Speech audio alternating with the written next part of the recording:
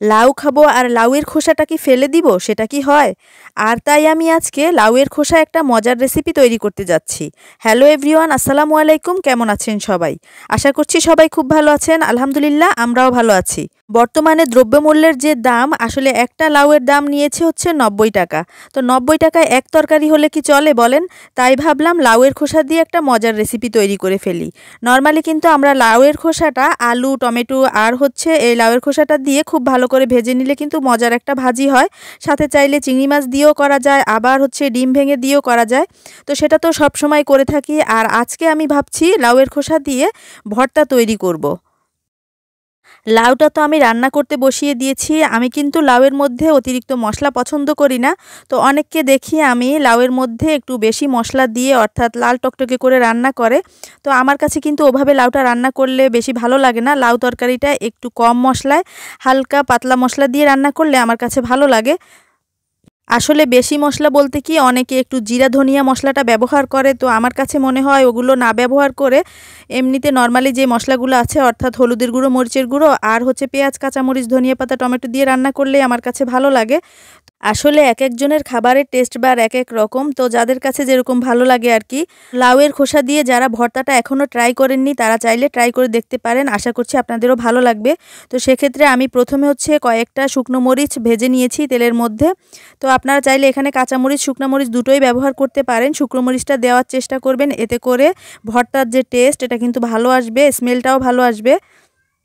এখানে আমি একটা চিংড়ি মাছ নিয়েছি, তার সাথে কিছু পেঁয়াজ কুচি আর হচ্ছে 5-6 কোষ রসুন নিয়েছি।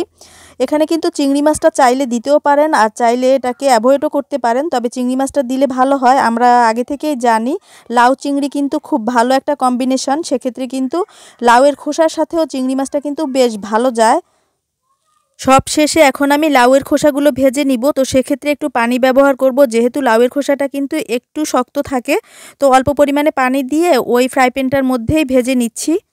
শেষে ধনিয়া পাতাটা দিয়ে নামিয়ে নিয়েছি। এখন ভর্তাটা বেটে নিলেই চলবে। সবচাইতে মজার ব্যাপার হচ্ছে, আমি অনেককে দেখেছি ভিডিওর মধ্যে পাটায় ভর্তা মাখা ভাত খায়। এটা নাকি অনেক মজার। তো আমি কখনো ট্রাই করিনি। আজকে ভাবছি যে পাটায় ভাত মেখে খাবো। তো সেক্ষেত্রে হচ্ছে ভর্তাটা মেখে আমি পাটার মধ্যে ভাত নিব। আর আজকে যেহেতু ভর্তা মাখা ভাত খাবো, সেজন্য হচ্ছে আমি একটু মোটা চালের ভাত রান্না করেছি। আমাদের মা খালাদের কাছ থেকে শুনেছিলাম মোটা চালের ভাত দিয়ে ভর্তা দিয়ে নাকি বেশ ভালো জমে। যাক, অবশেষে ভর্তা মাখা পাটায় ভাত মেখে খাওয়া হলো। এটা যে এত মজার সেটা কিন্তু জানা ছিল না। তো আপনারা যারা এখনও ট্রাই করেননি তারা কিন্তু চাইলে এভাবে ভর্তা মাখা পাটায় ভাত খেয়ে দেখতে পারেন। সত্যি এটা অনেক মজার। সেক্ষেত্রে কিন্তু পাটায় একটু ভর্তা রেখে দিতে হবে। সবশেষে আমি ফাইনাল টাচ আপটা করে দিলাম, সেটা হচ্ছে সরিষার তেল। এই সরিষার তেলটা কিন্তু না দিলেই নয়, এটা দিলে ভর্তার টেস্টটা বহুগুণে বাড়িয়ে দিবে। তো সব মিলিয়ে কিন্তু ভর্তাটা অনেক বেশি মজার ছিল, কিন্তু ঝালের পরিমাণটা আরেকটু বেশি হলে ভালো লাগতো। আমার যেহেতু ছোট বেবি আছে সেজন্য আমি খুব বেশি ঝাল ব্যবহার করিনি, মরিচ দেইনি। তো সেক্ষেত্রে কিন্তু মরিচের পরিমাণটা আরও বাড়িয়ে দিলে এই ভর্তাটার টেস্ট আরও বেড়ে যেত। এই যে আমার ভর্তার ফাইনাল লুকটা কেমন হলো সেটা কিন্তু চাইলে কমেন্টস করে জানাতে পারেন। আর অবশ্যই বাসায় এই ভর্তাটা ট্রাই করবেন, আশা করছি আপনাদেরও ভালো লাগবে। আজকের মতো তাহলে এখানেই বিদায় নিয়ে নিচ্ছি। আল্লাহ হাফেজ, আসসালামু আলাইকুম।